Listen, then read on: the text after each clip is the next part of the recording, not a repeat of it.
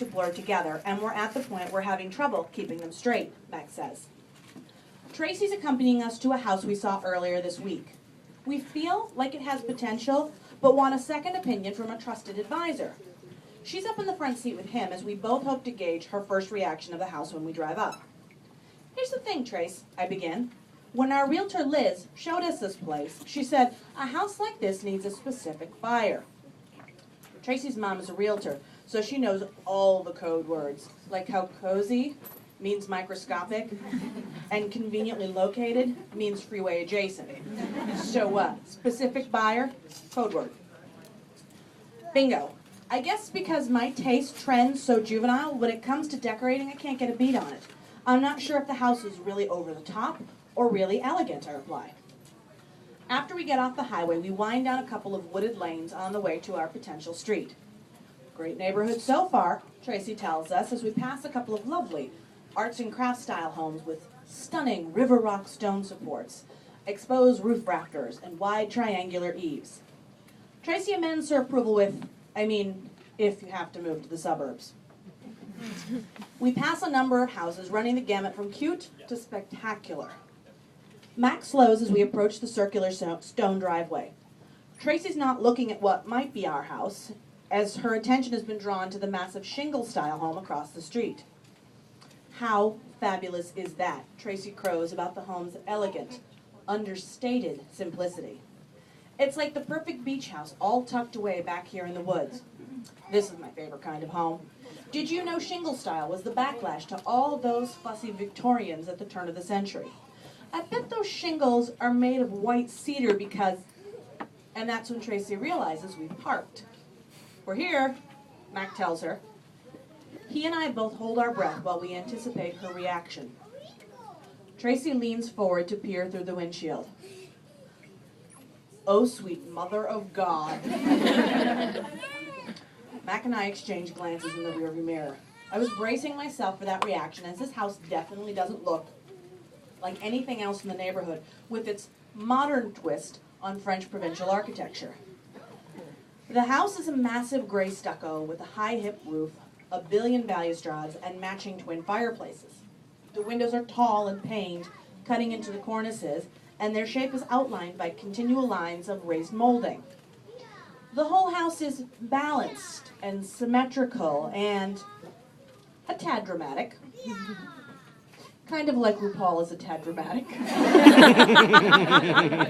Is the entry over the top, I ask? Yeah, just a little, Tracy agrees. Then she points to the oversized cement urns flanking either side of the door. Also, the owners need to get Sabrina Soto on the phone stat to talk about staging.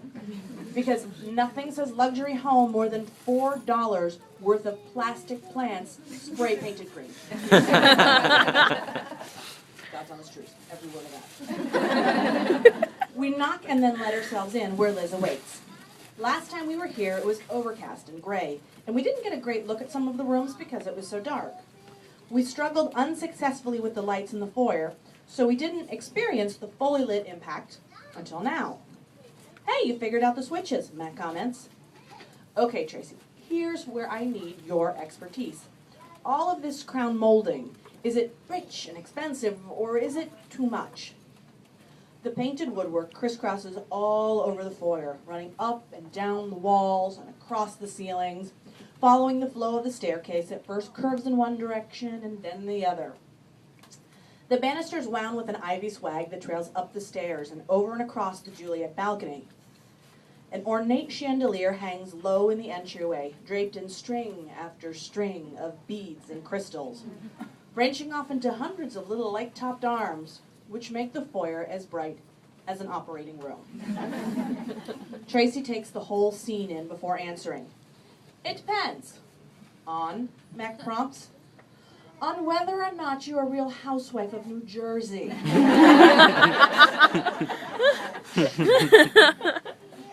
We pass from the flamboyant hallway into an equally ornate and scrolled dining room. I figured out the lights in here too, Liz informs us. Look up. The last time we were here, in relative darkness, we thought the tray ceiling had been painted with some light gray paint for architectural contrast. Yet when Liz hits the switch, The whole thing begins to glow from a silver leaf treatment. Tiny LED lights are sprinkled randomly throughout and twinkle like miniature stars. Did not see that coming, Mac notes. Tracy says, nothing, choosing simply to nod. We circle around the foyer to the powder room. I actually thought this room was pretty cool the last time we were here, but in watching Tracy's reaction to the enormous tufted button holding up swags and swags of alternating cranberry and forest green layers of silk on the ceiling, I rethink my position. It's like being at the circus. Wait, no, there's a hookah in here. It's more like 1,001 Nights. I shall call this room Scheherazade Takes a Shit.